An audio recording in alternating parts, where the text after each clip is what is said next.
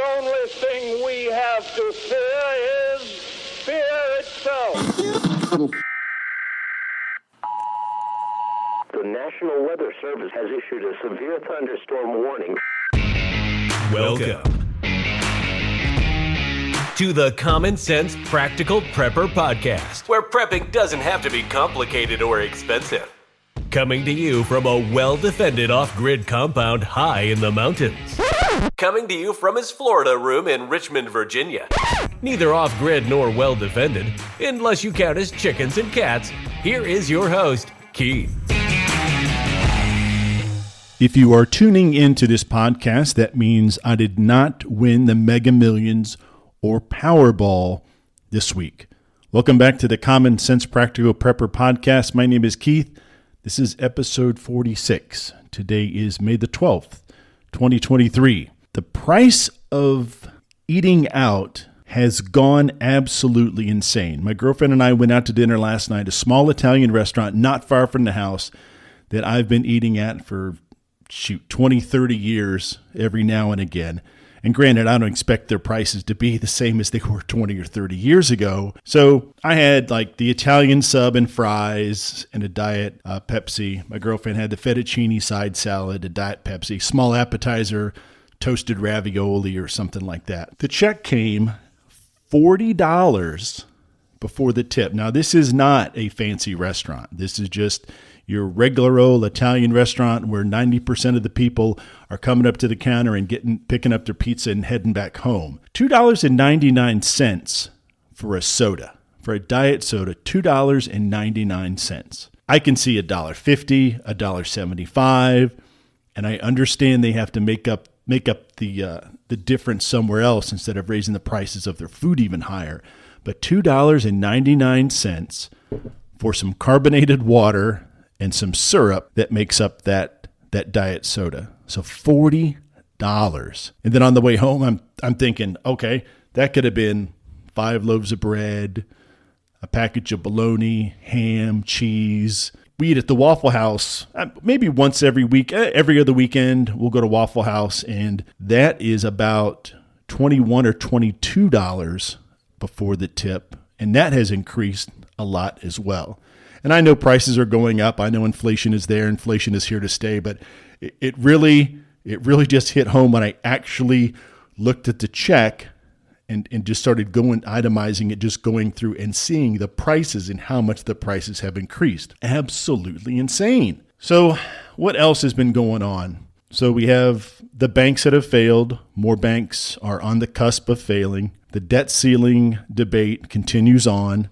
And somebody made an analogy the other day. They made an analogy like the debt ceiling is similar to a house. You have a one-story house, and the house is completely full of furniture and things like that, and there's no more room to add anything else into this house. So instead of moving things out of the house, which they equate to cutting down on spending, you just go ahead and build a second story to the house. And then you say, look, we've cut the deficit in half. Well, if you have a $5 million debt ceiling for the sake of conversation, you're at the ceiling. You can go no higher. If you add a second story to the house, you now have twice as much. So you're like, oh my gosh, look, our debt is only $5 million of the $10 billion. So we've technically cut it in half. And that's how a lot of politicians look at this. Instead of physically cutting the budget and trying to cut the deficit, they just raise the amount of money that they're allowed to spend, and then they act like they're heroes. So this, along with several other things, makes me very, very nervous, very, very uncomfortable with the direction that we're going. And this has nothing to do with Republican or Democrat. It has nothing to do necessarily with the party that's in power. The president is there for 4 years, many times for 8. But it's the career politicians, especially in the Senate, that are there for 15, 20, 30, 40, 50 years. These are the folks that make the policies, that put together the bills, that ultimately become law, that pretty much run the country. The president does have a lot of power when they are in office, but for the most part, in a larger sense, they're just a political figurehead. So we look at the crisis at the border. Title 42 was due to expire earlier today. And a judge apparently has stepped in to say that it's not going to expire. And I didn't realize that Title 42 has been around for an awfully long time. This was not something that was put together in the last 5-10 years ago. I know a lot of the pundits on TV will talk about, Title 42 under the Trump administration. It goes a lot further back than that. And I really didn't know that. So the border is open. People are coming across the border. And I'm not really sure why everybody is so up in arms about Title 42, because the people are going to come across and they're not going to be turned away. They're going to be given their welcome packets with their court dates that are several years down the road. They get their debit cards, their cell phones, and they're told to come back to court in 5, 6, 7, 8, 10 years. And very, very few of these people actually show up. So I'm not really sure why everybody's so wrapped around the axle with Title 42, because we're not sending these folks back to begin with. So all of these things, and just one or two of them, is enough to make you very uneasy about where things are going. But when you add them all together, it's just a recipe for disaster. There's so many things that are going on, it's hard to really concentrate on one particular thing to try to focus on it to see if there's some sort of solution or some way or some steps that you can take, that I can take to help mitigate the fallout of what is happening and what is going to continue to happen and what is going to continue to get worse. There is no light at the end of the tunnel when it comes to inflation. There's no light at the end of the tunnel when it comes to the economy turning around. They talk about unemployment at 3.5%, 4%, whatever it happens to be. But when they give you those numbers, they never actually give you the true numbers, which is the number of people that have dropped out of looking for a job. So it might be 3%, it might be 4%. But the percentage is much larger of people that have just quit, have stopped looking for a job. And to me, you're still unemployed. If you quit looking for a job, you're unemployed. If you're actively looking for a job, those are the numbers that get reported. I know I've spoken before about what I call the death of customer service, and you've noticed it too. And it's hard to put a timeline on it, but to me, it just seems that people are very short with each other. People are very rude. People are very selfish. For the most part, they're very self-centered, and it's pretty much what's in it for me. Where is mine? And I hear a lot of, especially at work at times, about people saying, well, it's not fair that, X, Y, and Z. Well, I don't think it's fair that you did this, or I don't think it's fair that the company's doing that. I'm really not sure where this "it's not fair" thing is coming from, because nothing really is fair. Nothing is supposed to be fair. And I'm not sure if it's, the particular generation, the younger folks, early 20s, mid 20s, late teens, that they expect everything to be handed to them. I was at CVS the other day picking up a prescription, and there was a young lady in front of me, and I gathered from the conversation she was having with the pharmacist that she was there to pick up her mother's medications. 2 of the medications were ready to go. There was no charge, whatever insurance, Medicaid, Medicare, whatever picked it up. There was no charge at all. The pharmacist told the lady that insurance did not cover whatever this third medicine is, and that they would have to pay out of pocket. And she got very upset, and she said to him, well, what are you going to do about that? And it's the pharmacist. He's just doing his job. He's just reading the computer monitor to say that there's nothing I can do. The computer, the insurance, here's the insurance. It's saying that it's not covered, and you'll have to pay out of pocket for it. Of course, she didn't like that and said a curse word, and she wanted to know what he was going to do about it. Well, what he did about it was read the screen to her and provide her the information. He has nothing to do with it. The pharmacist behind the counter is not saying, I'm not going to give you your mother's medication because I don't like her. The man is just merely reading the screen. So I found it very inappropriate that she was going to take out her frustrations on the guy whose job it is to read the monitor, put the pills in the bottle, and charge you X amount of dollars. You see that a lot. You don't see, and again, I generalize a lot. There are good people out there, and many, many times the positive things are not focused on enough. It's really just the negative things that are focused on instead. So we look at the news, all the information that the House Oversight Committee came out, referenced the Biden family and the allegations of corruption. And again, it makes no difference if the Republican or Democrat to me. Okay, if this was a Republican and this was happening, I would be saying the exact same thing. But what is very disturbing about it is that the mainstream media is not reporting on this at all. And to me, that's frightening, because if it wasn't for some of the more conservative news outlets, we would never hear about this. And that's even more frightening. What happens when it gets to the point to where there's nobody on the other side to give their opinion, be it on the left or the right? And it's literally state-controlled media. And I would say that we're very close to that now. There are very few conservative voices out there, and if they are out there, it's very difficult for them to find a platform. So if you're someone who listens just to CNN, MSNBC, whatever it happens to be, you're just getting one side. And on the other end, if you're someone who just watches Fox, and now they're really not as much to the right as they used to be, they're more to the middle, and now they're leaning to the left some, you're not getting the full picture.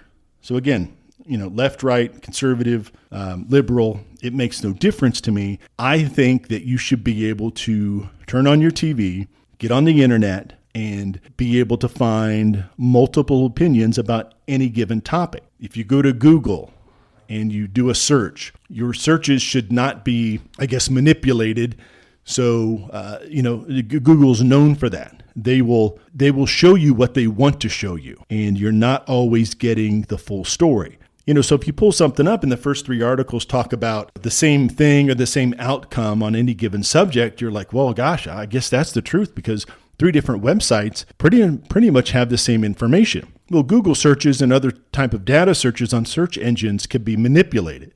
So you could search a particular subject all day long, and if the algorithm does not want you to see the other side or see a difference of opinion, it's not going to show you that. So if you're someone who watches CNN religiously or any of the other networks, and they constantly talk about politician does this, a politician doesn't do this, then if you hear it enough times, whether it's the truth or not, you are going to believe what they're saying. And many, many times, that's how people's opinions get formed on a particular subject, a particular candidate, whatever it happens to be. We could be talking about politics. We could be talking about almost anything that the news talks about. The war in Ukraine, and I said this in the last podcast, I have not heard much about what's going on in Ukraine. 2 or 3 months ago, it was almost nonstop. All the money we're sending, Zelensky hobnobbing with all these people, coming to Washington. And what was it? The president of the NEA, what's it, Randy Weingarten or something? Why in the hell is she in Kyiv talking to Zelensky? Why is the head of the NEA or the teachers union, why is she in the Ukraine? Why is anybody over there? Why are any politicians on the left or the right? It's just a photo op. Why do you need a photo op? And when you get back to Ukraine, if you think we've sent a lot of money over there up until now, who do you think is going to get the contracts to rebuild this country, to rebuild the infrastructure that Russia has destroyed? Who is going to build the schools? Who's going to build the stores, the power grid, all the other water, electric? Who is going to build that? Who is going to foot the bill for that? It's not going to be China. It's certainly not going to be Russia. I doubt if India is going to chip anything in. The EU might. NATO's not going to, because Ukraine's not a member of NATO. It's going to be the United States. And as I talk about the American military-industrial complex making money hand over fist, sending missiles and tanks and guns and bombs and everything else over to Ukraine, all these contractors are just sitting there with bated breath, waiting for this to end. Who knows when it's going to end? Maybe these folks aren't rich enough yet that are selling arms to Ukraine. But when it's all said and done one of these days, there's going to be a whole lot of contracts. And if you think those contracts are going to be handed out fairly, then you're sorely mistaken. Just wait, and if we're ever able to get the truth, just wait to see, whose cousin, or whose uncle, whose extended family member of some senator or congressman just got the contract to build all the bridges in Ukraine, and it's just all corrupt. Everybody's corrupt, and that's just the way it is, and it's very unfortunate because you, me, and everybody else at the bottom of the food chain, we're the ones that ultimately pay the price for these type of shenanigans. Switching gears a little bit, let's talk about my chickens. The chickens are doing very well. The weather has, I guess, leveled out some. No more wild temperature swings, down into the 40s at night and then 70s and 80s during the day. It's pretty much starting to level out, and spring is pretty much set in. Summer will be here very, very quickly. Today it got up to 89, and I think it's got to drop down to 60 tonight. So it's a little more even temperature-wise, and then that lends the chickens to start laying eggs more regularly. Wild temperature swings like that, it really throws them off. I did finish the new run today, that new enclosure that's surrounded by chicken wire and a tarp over it. It has the tunnel that connects the main coop and main covered run to this. I'm much more comfortable with them going through the tunnel and going into this new covered run and not exposed to any birds or any other predators that are out there, swoop down into the uncovered run at the time. Now, there is a door at the end, new covered run, that I can certainly leave open when I'm home, and they can be in that run, and then they can go back out into the regular run and then back into the chicken coop. So they'll have just as much room as they do now when I'm home. For the freeze dryer, earlier this week, we're putting together the last of the ingredients for the chicken soup in a jar that I watched a gentleman on YouTube put together a couple weeks ago. And I did, the onions and carrots. And celery. So I did that. I was really surprised on how quickly those freeze dried. I think 10 hours total. Once the temperature got down and actually started the vacuum freezing process, it did not take long at all. So those are vacuum sealed in a bag. Rice or pasta, whatever I want to use, for a chicken and rice or a chicken noodle, that is the only thing left for me to freeze dry.